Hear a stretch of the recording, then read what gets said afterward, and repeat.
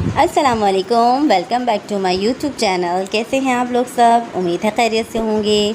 Please मेरे channel को subscribe करें, लाइक करें, शेयर करें और बेल आइकन को ज़रूर प्रेस करिएगा ताकि आपको मेरी हर न्यू वीडियो पहले देखने को मिले। आज हम बना रहे हैं किचन राई में दाल चना काबुली राइस। बहुत ही मज़ेदार है, बहुत ही डिलीशियस है। आप लोग ज़रूर ट्राई करिएगा। चलें तो स्टार्ट करते हैं। चना दाल काबुली बनाने के लिए हमें चने की दाल चाहिए 1.5 कप। तो यहाँ मैंने चने की दाल ले ली है 1.5 कप और मैं इसको अच्छा सा वॉश कर लूँगी। वॉश करने के बाद मैं इसको भिगो के रख दूँगी। मैंने नीम गर्म पानी डाला है इसके अंदर और मैं इसको 1 घंटे के लिए भिगो के रख दूँगी। तो मेरे यहाँ पर 1 घंटा कंप्लीट हो चुका है। अब मैं चने की दाल को बॉईल कर लूँगी। तो मैंने सबसे पहले एक पैन ले लिया है और पैन के अंदर मैंने अपनी दाल को डाल लिया है और डालने के बाद मैं इसके अंदर नमक डाल दूँगी 1 चम्मच मैं लहसुन अदरक का पेस्ट डाल दूँगी। 2 से 3 चम्मच के करीब मैं इसके अंदर ऑयल डाल दूँगी। दाल में उबाल आ चुका है। अब हम 1 चम्मच सर्दी का रंग इसके अंदर डाल देंगे और इसको बॉईल होने के लिए रख देंगे। आधा घंटा हो चुका है और दाल हमारी गल चुकी है। हम चेक कर लेंगे दाल को। तो मैं यहाँ पे अपनी दाल चेक कर रही हूँ। दाल बिल्कुल फाइनली गल चुकी है।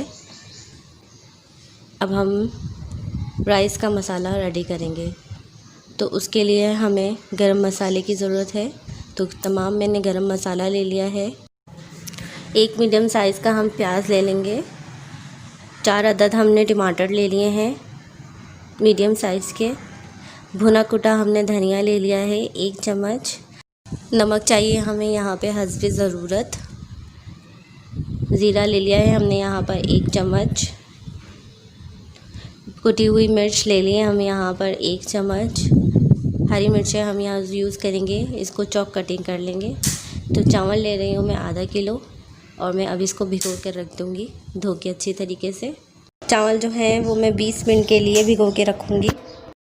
अब हम अपने राइस रेडी करते हैं। तो राइस रेडी करने के लिए मैंने एक पैन ले लिया है और पैन के अंदर मैं 1 कप के करीब ऑयल डाल रही हूँ और ऑयल थोड़ा सा गर्म हो जाए 1-2 मिनट, इसके अंदर मैं गरम मसाला डाल दूँगी सारा और 1-2 सेकंड के लिए मैं इसको भून लूँगी। उसके बाद मैं इसके अंदर अपने प्याज ऐड कर दूँगी।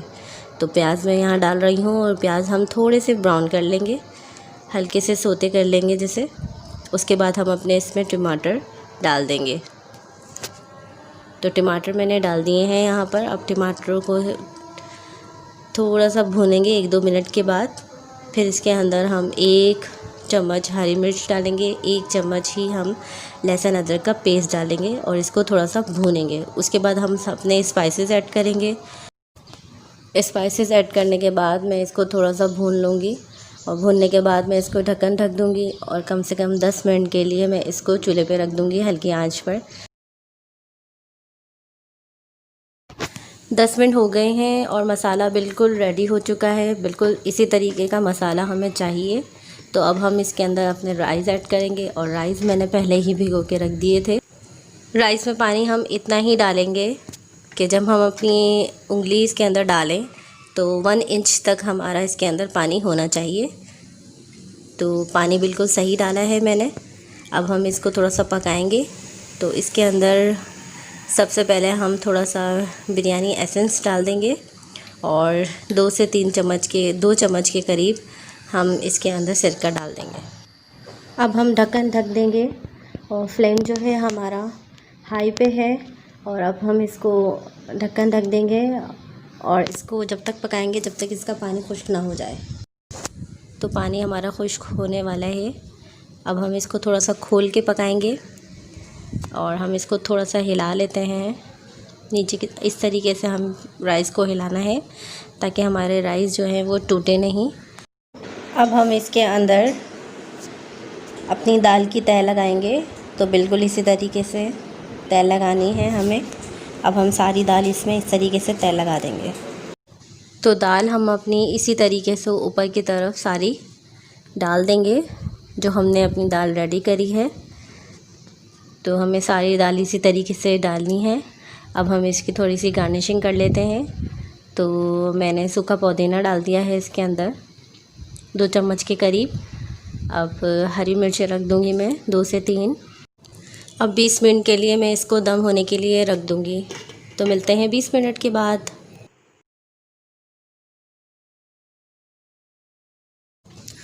20 मिनट हो चुके हैं और बिरयानी हमारी दम हो चुकी है। अब हम इसको चेक कर लेते हैं।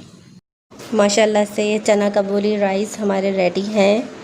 अब हम इसको थोड़ा सा मिक्स कर लेंगे और इसको डिश आउट करते हैं और दिखाते हैं आपको कि कैसी लग रही है। तो प्लीज़ आप भी इसको ट्राई करें और बताएं मुझे कमेंट बॉक्स में कमेंट करके कि आपको मेरी रेसिपीज़ कैसी लग रही हैं। अपना बहुत सारा ख्याल रखिएगा, दुआ में याद रखिएगा। नई रेसिपीज़ के साथ फिर मिलते हैं। तब तक के लिए मुझे इजाज़त दीजिए। अल्लाह हाफ़िज़।